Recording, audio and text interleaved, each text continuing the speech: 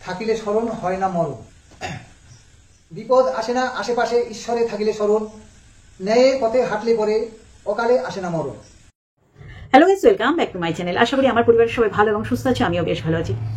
কিছু কথা বলতে এলাম, না আর মিথ্যাচারিতা নয়, সত্যের সাথে আমি আছি, সত্য কথা বলবো। দিনের পর দিন এই রকম নিরীহ সরল মেয়েটাকে আমি যাতনা দিয়ে এসেছি। আজকে আর দেখেও আমি চুপ করে থাকতে পারবো না। দিনের পর দিন দেখেছি আর একে দোষারোপ করেছি। আজকে সত্যিটাই বলবো। আজ থেকে আমার প্রতিবাদ হবে সত্যের সাথে থাকা। ভাবছেন এতদিন মিথ্যে, তাহলে দীপ্তিদি বলে এসছে, দীপ্তি আন্টি বলে এসছে। হ্যাঁ গো, একজনের ক্ষেত্রে তো বলে এসছি।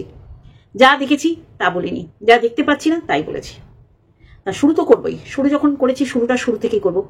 তার আগে আমি সন্দীপের বাবার এত সুন্দর দুটো কবিতা আবৃত্তি করলেন, নিজে লিখে আবার নিজেই আবৃত্তি করলেন, সত্যি করেই তাকে নমস্কার। সবচেয়ে বড় কথা, আপনি আপনার আবেগ দিয়ে কবিতা লিখেছেন, আপনি আপনার বাস্তব জীবনে যা যা ঘটেছে সেটার উপর দিয়ে আপনি কবিতা লিখেছেন। আপনার মরমে মরে রয়েছেন আপনার প্রত্যেকজন। আপনারা অসম্মানিত হয়েছেন না, আপনারা সেরকম অসম্মানিত কাজ করেনি, কিন্তু শ্বশুরবাড়ি থেকে বউ ভেগে যাওয়া এটা কি অসম্মানের, সেটা আপনারা বুঝতে পেরেছেন। কিন্তু সেটা মানুষ আপনাদের সাথে থেকে আপনাদের সঙ্গ দিয়ে সেটাকে ভুলিয়ে দেওয়ার চেষ্টা করেছে। যেমন যে আপনার বাড়ি ছেড়ে চলে গেছে, আপনার বৌমা ছিল যে, তারা কিন্তু খুব সুখে রয়েছে। তাদের দেখে মনে হয় না তারা কোনো খারাপ কাজ করেছে, তারা কোনো ভুল করেছে। তাদের মধ্যে এই আনন্দ উৎসাহ ঝরে ঝরে পড়ে। মা বাবারা আনন্দ ফুর্তি সেই লেভেলের, মানে তাদের রোমান্টিকতা বা মানে হার মানা হার, মানে সেই বন্যা যেমন উথালো বেতালো বেগে যায়, ওদের যৌবনের জ্বালা সেই রকম উথালো বেতালো বেগে যাচ্ছে। তা আজকে আমি এটাই বলতে বসবো যে লাটকুর দালালের সম্পর্কে। দেখো, লাটকুর দালাল বলছি ঠিকই, কিন্তু প্রশংসা করব, প্রশংসা ছাড়া খারাপ কিছু করবো না। কারণ এতদিন যেগুলো দেখেছি সেগুলো না দেখার ভান করে আমি ভিডিও করে গেছি, বুঝলেন। আজকে আমার বলতে হবে, সত্যিটা তুলে ধরতে হবে। আজকে আমি দালালের শ্বশুর বাড়ি সম্পর্কে বলবো।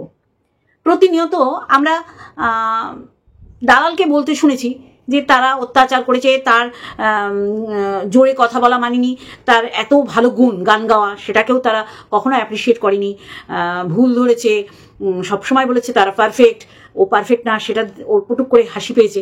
এতদিন সত্যি কিন্তু আমি ভুল ধারণায় বদ্ধমূল ছিলাম। আজকে বলবো যে না, তারা ক্যামেরা ফ্রেন্ডলি না, মানে তার শাশুড়ি, তাই জন্য গোল বড় বড় বড় বড় বড় বড় চোখ করে ক্যামেরার সামনে চলে আসতো। আমি ভাবতাম হয়তো বৌমা, এক ছেলের বউ, বাবা সোনামণি বৌমা খুব ভালো, হিংসা থেকে তার ক্যামেরায় সে মুখ দেখাতে চায় না। বৌমার ক্যামেরায় এসে ইচ্ছা করে ওরকম থতমত খাওয়া, বড় বড় চোখ করে তাকানো, ক্যামেরা ফ্রেন্ডলি না, এটা হয়ে থাকে। এইটা আপনারা মানবেন যে এইটা বৌমায়ের কোনো হাত নেই এতে, ওটা শ্বশুর শাশুড়ি পরিকল্পিতভাবে করে। আমরা দেখেছি বৌমা খুব মানে একান্তভাবে ওদের আপন করে নেওয়ার চেষ্টা এখনো করে যাচ্ছে। যখন সে ডান্ডা দিয়ে ঘর পোছে, শ্বশুরের যাতায়াতটা বেড়ে যায়। অ্যাকচুয়ালি শ্বশুর ইচ্ছা করে যাতায়াতটা বাড়ায়, কারণ পোছার সময় কেউ হাঁটলে তার পায়ের ছাপটা পড়ে। এটা কিন্তু লাটকুর দালাল বরাবর বলেছে। তাহলে আমরা ইচ্ছা করেই তাকে ইগনোর করেছি। তার এই যে দেখাচ্ছে যেটা, সেটা আমরা ভেবেছি শ্বশুরবাড়ির নামে বদনাম করছে, কিন্তু না, সত্যি করেই সে তুলে ধরেছে। যতবার সে পুছেছে, 2-3 বার আমরা দেখেছি শ্বশুরের যাতায়াত তখন বেড়ে যায়। তাহলে তারা পরিকল্পিতভাবে বৌমাকে এইভাবে হ্যারাসমেন্ট করে, তাই না? তারপর বৌমা একসাথে খেতে চেয়েছে উপরে, ওরা চায়নি, কারণ বৌমাকে ওরা সহ্য করতে পারে না, বৌমার এত গুণ ওরা নিতে পারে না। এই জন্যই ওয়াইটিতে এসে এরকম ছুঁড়ে ছুঁড়ে দেয়। ওদের আর একটা অদ্ভুত আবদার, তারা বংশধর চায়। আরে সবসময় কি সত্যিকারে বংশধর দিয়ে হয়? এরকম পোষ্য মোষ্যকেও নাতি নাতনি বানাতে হয়, নাতি না, হ্যাঁ। তাহলে সে দিতে পারবে না, সে দেবে না, মেনে নিতে হবে। সবাই দিতে পারে না, দিতে পারে বন্ধুরা, পারে না। তাহলে নকল নিয়েই আপনাদের আসল মনে করে ওইটা নিয়েই আপনাদের খেলতে হবে, আপনারা বাধ্য। বয়স হয়ে গেছে তো কি হয়েছে, নিজেরা হাত পা পুড়িয়ে রান্না করেছেন, তারপরে রান্নার লোক রেখেছেন। তা বলে বৌমা আছে বলে কি ঝিয়ের মতন দৌড়াবে আপনাদের সাথে খাটতে? কখনো না। তার গুণাগুণ আপনারা দেখেননি? সে যতক্ষণে আপনাদের সবজি কুটে দেবে ততক্ষণে দুটো পিন্ডি চটকে খাবে। কন্ট্রোভার্সি ক্রিয়েটার, আপনার মাথায় রাখতে হবে। ডিগ্রির জন্য পয়সা দিয়েছেন বলে মাথা কিনে নেবেন? কখনোই হতে পারে না। ডিগ্রি ধারণ করতে পারিনি, সবাই পারে না, এটা মেনেই নিতে হবে। আপনারা সেইভাবে এনেছেন। মেয়ের কাছে আপনাদের ছেলে কোনো জায়গা দিয়েই ঠেক খায় না, দাঁড়াতেই পারে না, মেয়ের এত গুণাগুণ। তা আপনার ছেলের গুণ নেই? মলদারে দাঁড়িয়ে চাকরি করে, তার পয়সায় জল গরম হয় না বলেই সেই তো বলে আপনি দেবেন না আপনার পেনশনের টাকা, আপনার ছেলে জল গরম হবে না, তা সে কি করবে? তার হাত খরচার দরকার নেই, তাই জন্যই সে পিন্ডি চটকে খায়।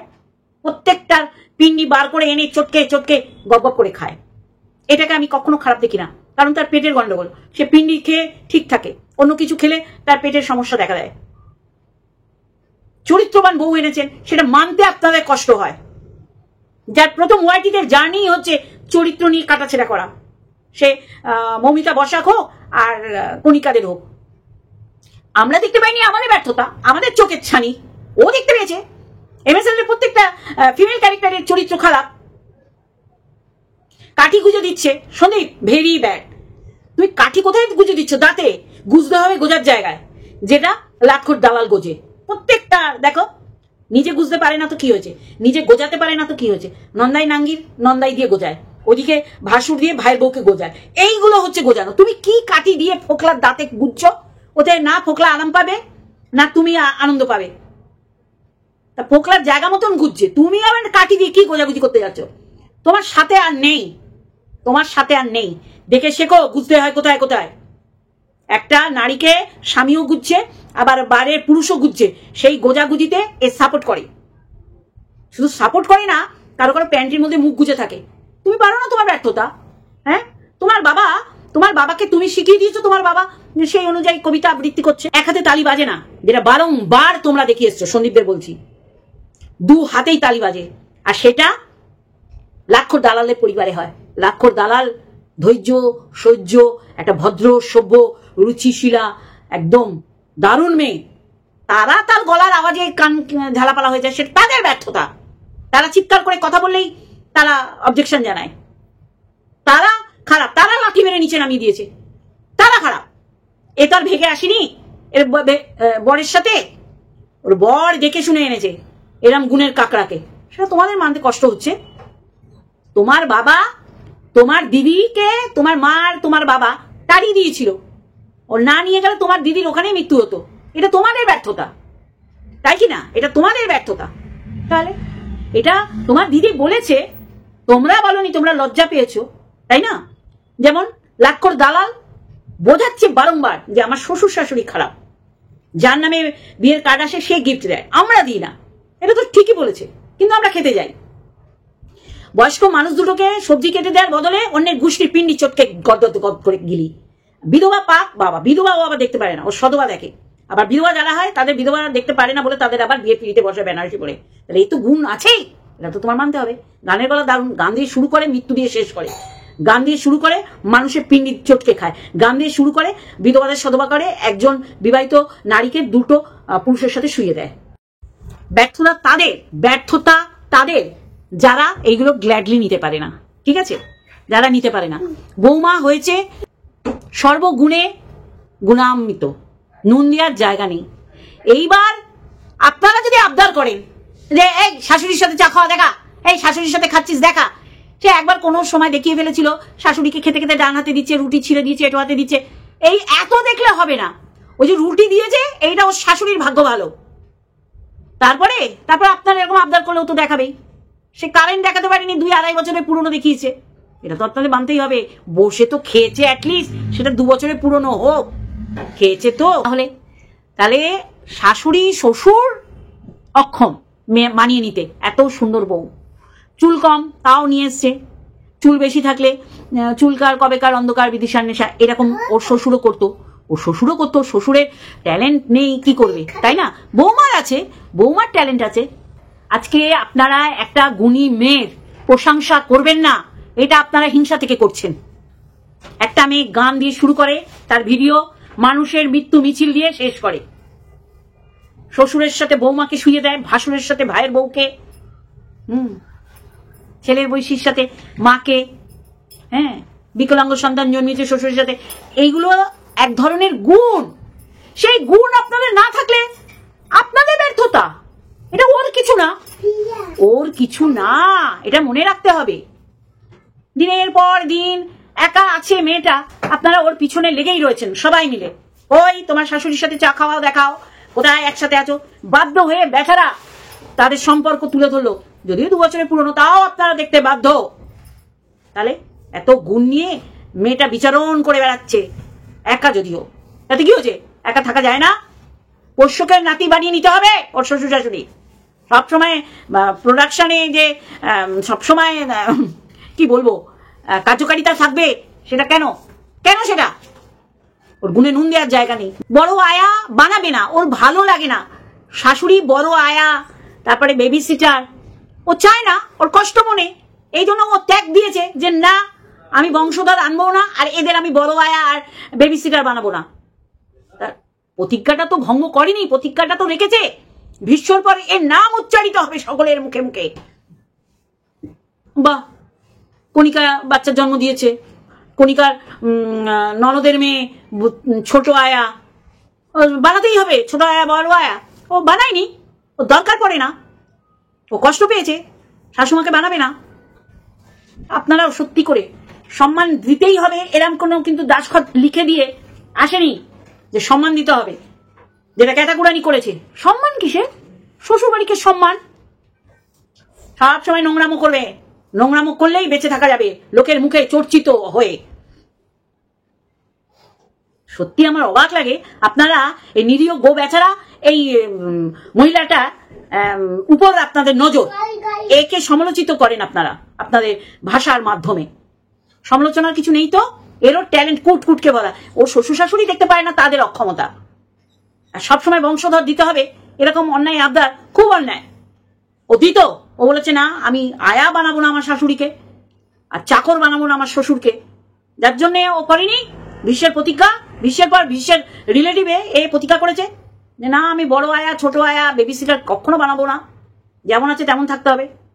বরের পয়সা জল গরম হয় না, জেনে শুনে ওর মা বাবা বিয়ে দিয়েছে, আর এ তো দয়ার শরীর, বলেছে না না আমি মানিয়ে নেবো।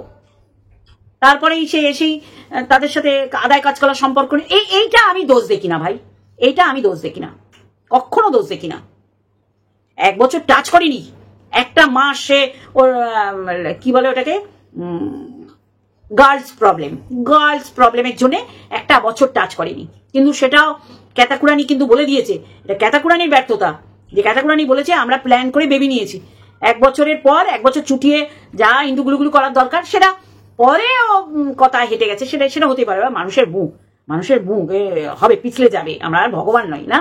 1 বছর আমরা ইন্ডুগুলুগুলো করার পর অস্বীকার করতে পারি, এখানে সবকিছু মাপ আছে, ঠিক আছে? তাহলে আজ থেকে এই ট্যালেন্টেড মেয়েটার এত নুন দেওয়ার জায়গা নেই, ট্যাপ টু বাটাম যার গুণে ভরা, তার সম্বন্ধে কোন রকম সমালোচনা করবেন না আপনারা। এ না বিধবা দেখতে পারে না বলেই তাদের আবার বিয়ের পিড়িতে বসিয়ে সধবা করে দেয়। আর যদি বিধবা দেখে যে না, এদের সধবা বানাবার কোনো পথ নেই, কোনো অপশন নেই, এরা বলে, তাহলে এ বলে যে আমি বাচ্চা দিতে পারছি না পরিবারকে, এইটা কোনো পাপ না। যারা বিধবা তারা পাপ করছে, তাদের একটা ঘরে আটকে ন্যাড়া করে নিরামিষ খাইয়ে সাদা শাড়ি পরে আটকে রাখা উচিত। ঠিক বলেছে, আমি সহমত পোষণ করছি।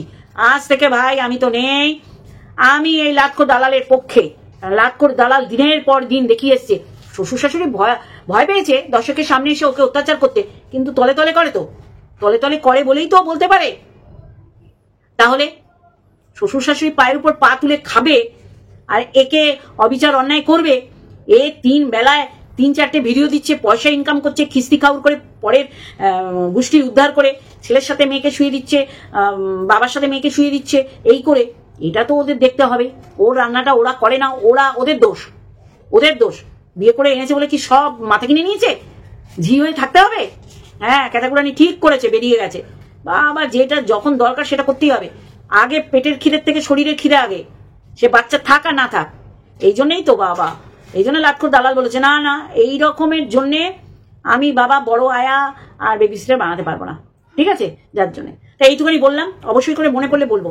কারণ ওর সাথে পাল্লা দেবে, হ্যাঁ, ওয়াইটিতে কেউ জন্মায়নি, ও বংশধর দেবে না, ওর ইচ্ছা। প্রতিনিয়ত ওকে বাজা কি উল্টো পাল্টা কথা, কখনো নয়। গান দিয়ে শুরু করে, মাথায় রাখবে, হ্যাঁ, মানুষের খুব অ্যাপ্রিসিয়েট করে, তাহলে মানুষের মৃত্যু দিয়ে শেষ করে। এটাও তো একটা ট্যালেন্ট, কি বন্ধুরা? আজকে এই পর্যন্ত। আর একটা ভিডিওর সাথে আসবো। Love you all. আবার সন্দীপের বাবাকে স্যালুট। আমি ছোট ছোট করে শর্টস আকারে এই কবিতাগুলো দেবো। আর আমার সাথে যারা সহমত, যারা ক্রিয়েটার আছো, তারাও দাও।